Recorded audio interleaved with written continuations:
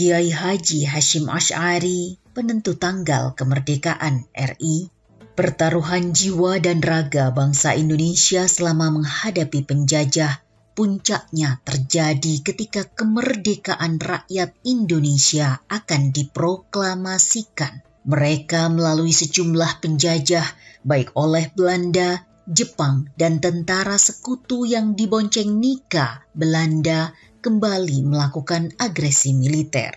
Kesepakatan kembali menduduki Indonesia dilakukan Belanda ketika sekutu berhasil mengalahkan Jepang pada tahun 1945. Jepang sendiri pertama kali datang ke Indonesia pada tahun 1942 saat Nippon mengaku sebagai saudara tua sehingga sebagian masyarakat Indonesia terkecoh. Namun, makin hari Jepang justru menampakkan belangnya sebagai negara yang juga ingin menjajah Indonesia. Keberhasilan sekutu mengalahkan Jepang memiliki konsekuensi bahwa negeri jajahan Jepang kembali ke pelukan sekutu, termasuk Indonesia. Namun, para tokoh pergerakan nasional, para pemuda, dan ulama tergerak untuk segera memproklamasikan kemerdekaan karena terjadi kekosongan kekuasaan administrasi. Para pemuda berperan aktif menggerakkan dan mendorong Soekarno dan Hatta agar segera memproklamasikan kemerdekaan. Walau Soekarno sempat merasa bimbang memikirkan perjanjian Jepang dan sekutu itu, tetapi pada akhirnya sepakat untuk memproklamasikan kemerdekaan. Sesuai tradisinya, setiap hendak melaksanakan hal-hal penting, Soekarno meminta nasihat ulama.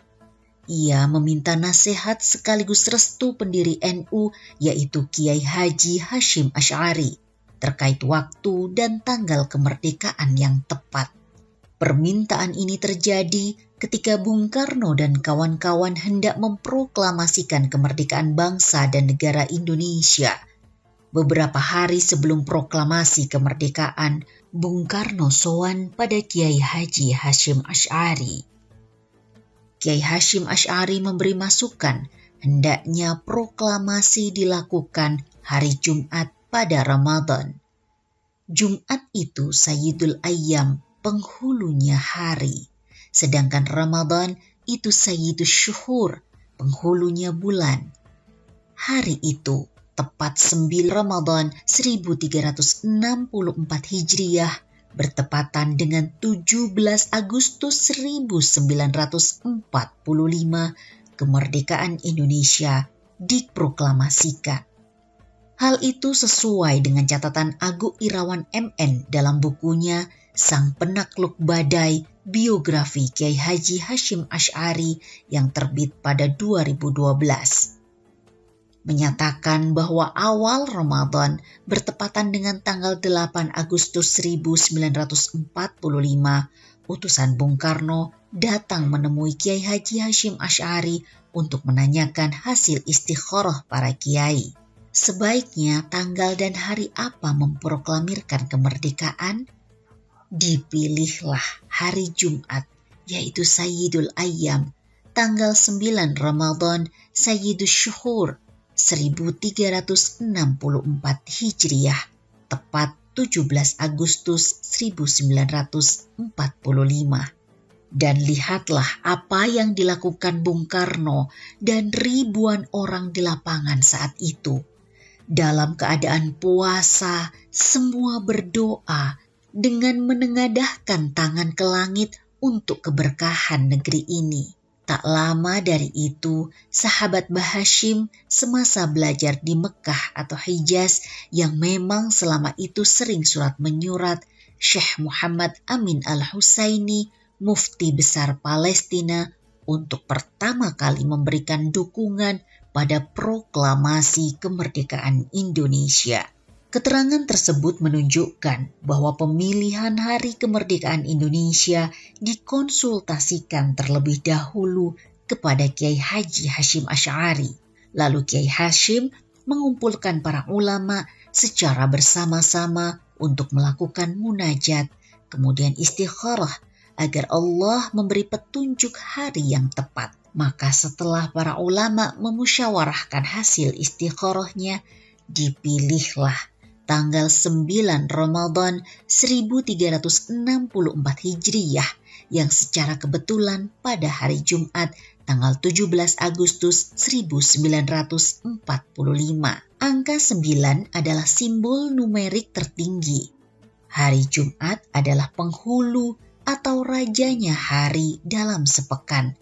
Dan Ramadan adalah rajanya bulan dalam setahun. Adapun naskah proklamasi disusun dini hari jelang 17 Agustus 1945 di rumah Laksamana Tadashi Maeda, kini menjadi Jalan Imam Bonjol nomor 1.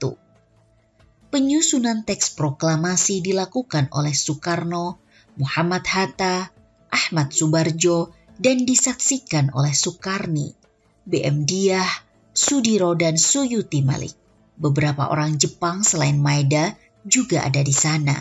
Di antara peristiwa besar tersebut, sebelumnya para tokoh pergerakan nasional dan juga para ulama jauh-jauh hari telah mempersiapkan dasar negara yang akan menjadi pijakan Indonesia merancang undang-undang, seperti dasar negara Pancasila yang pertama kali dimunculkan pada 1 Juni 1945. Hal ini menunjukkan rekam jejak perjuangan bangsa Indonesia yang terus berupaya meraih kemerdekaan setelah pertarungan fisik dan senjata yang kerap kali terjadi.